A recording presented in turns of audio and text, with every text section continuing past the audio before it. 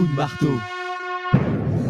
Le coup de marteau avec Éric Denessé que nous sommes très heureux d'accueillir. Bonjour Éric Denessé. Bonjour Clémence. Et merci d'être avec nous. Vous êtes directeur du CFDR, le Centre français de recherche sur le renseignement. Alors aujourd'hui, très heureuse de vous avoir de nouveau pour parler donc d'abord de ce qui se passe sur la scène, encore une fois, ukrainienne et autour de l'Ukraine. D'abord, parlons de la stratégie du désespoir de Kiev.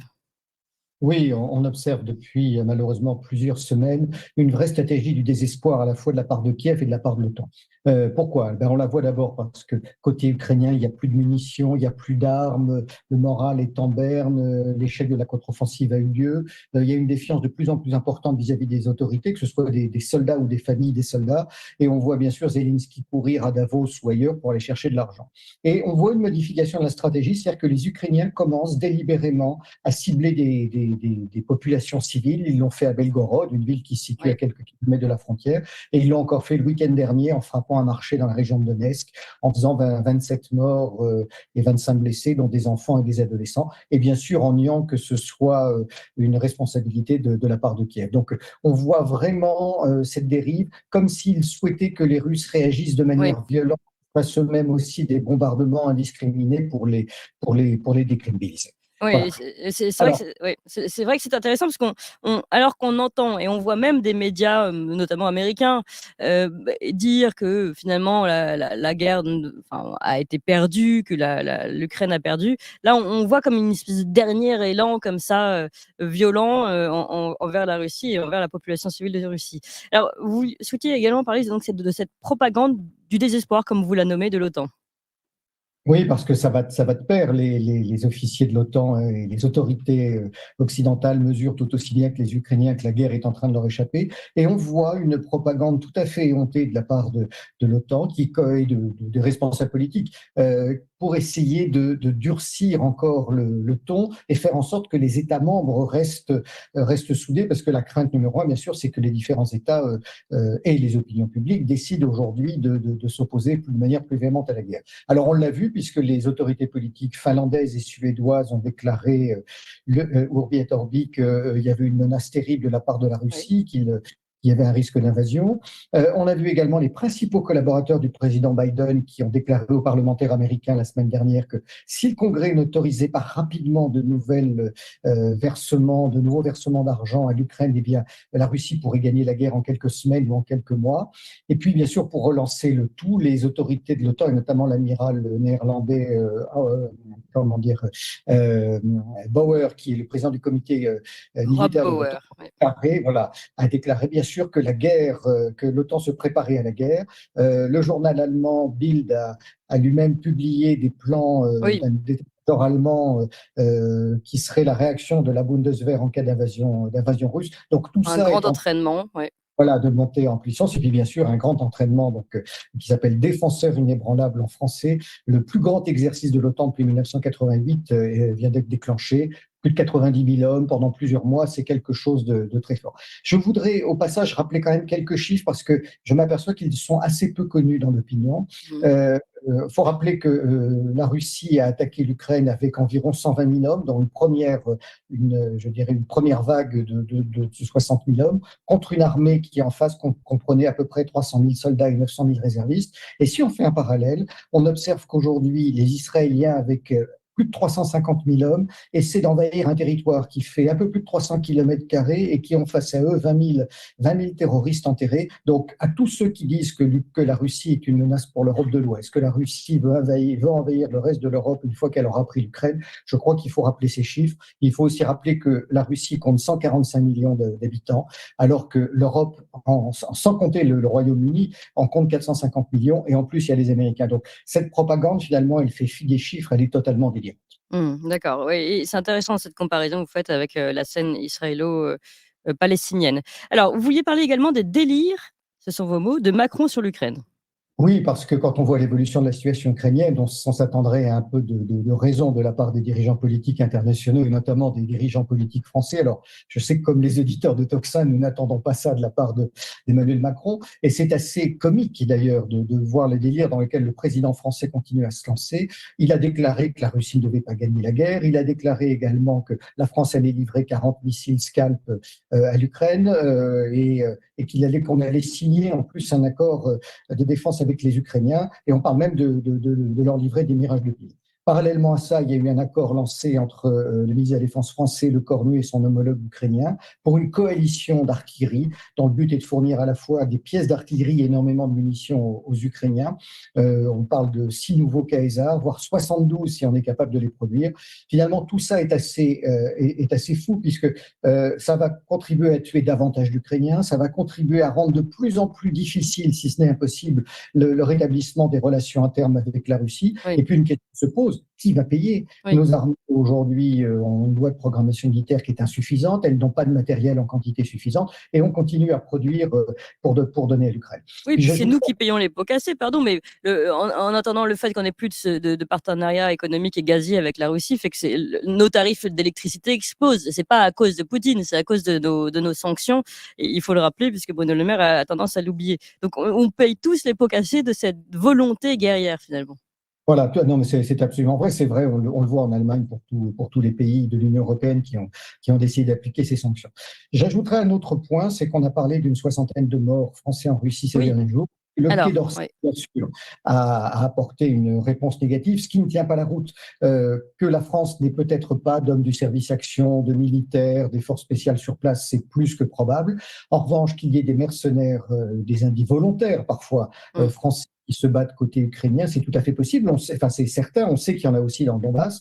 Et aujourd'hui, le nier de la manière aussi catégorique que l'a fait le Quai d'Orsay, c'est un petit peu ridicule. On sait que les Russes écoutent toutes les communications ukrainiennes et qu'ils ont capté un certain nombre d'éléments. Alors, on peut très bien dire que dans ces francophones, il y a des Français, des Belges, des Luxembourgeois. C'est aussi possible. Mais nier de cette manière que nous n'avons aucun volontaire français aux côtés des Ukrainiens n'a pas de sens. Et voilà. Et je terminerai sur un dernier point pour évoquer Emmanuel Macron. La France est victime depuis maintenant plusieurs mois d'attaques en règle de la part de l'Azerbaïdjan, cet État du Caucase, qui a envahi une partie de l'Arménie. Il a expulsé 2 diplomates français. Il s'agit des 2 représentants de la DGSE à Bakou. Nous avons été obligés de fermer le poste de la DGSE à Bakou. Le président Aliyev se répand en diatribe contre Paris. Ce sont des insultes. Ils ont essayé de déstabiliser la France pour montrer que nous n'étions pas capables d'organiser les Jeux Olympiques. C'est allé jusqu'à envoyer des espions essayer de saboter le voyage de Le Cornu en Nouvelle-Calédonie. Et par rapport à ça, la France a juste expulsé par souci de réciprocité 2 diplomates azerbaïdjan, mais nous ne faisons rien. Voilà, c'est quelque chose qui est assez étonnant, nous avons affaire à un petit État, mais qui est un grand allié de la Turquie, et nous sommes tout à fait passifs sur ce dossier. Alors, comment l'expliquer? D'ailleurs, on n'a pas beaucoup non plus réagi pour défendre les Arméniens depuis le début sur ces affaires. Est-ce que c'est quoi? Est-ce que c'est parce qu'on est trop faible avec la Turquie? On a trop d'intérêt avec la Turquie? Il y a 2 raisons principales. Certaines sources me disent que c'est parce que le président Macron ne veut pas déplaire aux Turcs et parce qu'aussi il se rêve en faiseur de paix dans le Caucase et qu'il souhaiterait parvenir à un accord entre l'Arménie et l'Azerbaïdjan. Donc nous sommes totalement passifs et inactifs face aux provocations des Azéris. Je rappelle également que ce dossier arménien permet de mettre en lumière une grave contradiction russe. Les Russes qui, bien sûr, font appel au droit des peuples à disposer d'eux-mêmes pour revendiquer la Crimée et le Donbass, refusent d'appliquer ce principe au Haut-Karabakh, qui a été reconquis de vive force par les Azéris. Et donc là, il y a une incohérence totale dans le discours de Moscou qu'il convient de souligner parce que là, pour une fois, la Russie fait elle aussi du poids et de mesure et ça mérite d'être critiqué. Tout à fait. Et ici, justement, l'objectif est d'être le plus objectif possible. Alors, on va élargir un peu le spectre et regarder les tensions au Moyen-Orient. Et je suis très heureuse que vous proposiez, en effet, de tenter de mieux comprendre. Et là, j'aimerais bien qu'au début, vous soyez un petit peu pédagogique pour comprendre ce qui se passe, en effet, avec les Houthis. Oui, parce qu'on observe, au-delà de l'Ukraine, des tensions croissantes sur la scène internationale. On va le voir au Moyen-Orient notamment, mais aussi en Extrême-Orient. Alors, ce qui se passe aujourd'hui en mer Rouge et autour du détroit de Bab el-Mandeb, c'est effectivement la réaction des Houthis, alors qui ne sont pas au sens propre une milice islamiste comme on cherche à nous les présenter, mais un groupe qui représente à peu près 40% de la population du Yémen et qui est en guerre contre l'autre moitié du pays. C'est une guerre civile avec deux factions, un petit peu comme le Donbass, certains n'ayant pas eu leurs droits reconnus. Le régime du Yémen étant soutenu par l'Arabie saoudite, les Américains, les Français, et qui s'est livré à une série de massacres depuis plusieurs années sur les populations houthis et le reste du Yémen. Donc les Houthis qui sont soutenus par l'Iran, évidemment, sont très opposés à Israël et mènent depuis plusieurs semaines des attaques depuis les côtes yéménites contre des navires qui transitent en mer Rouge et notamment contre tous les navires qui viennent ravitailler Israël ou qui sont liés à des intérêts financiers israéliens. C'est bien sûr une vraie perturbation pour la circulation maritime. Ça gêne d'abord les Égyptiens qui vivent notamment des recettes du canal de Suez. Ça gêne aussi les Occidentaux. Et donc, les Américains et les Britanniques ont décidé de déployer une force dans le Golfe, en mer Rouge, pour lutter contre les Houthis. La France a refusé de s'y associer. Et donc, ces dernières semaines, ils ont multiplié des frappes contre les bases de lancement de missiles des Houthis. Derrière ça, je crois qu'il est important de voir que c'est le premier signe d'une action indirecte contre l'Iran.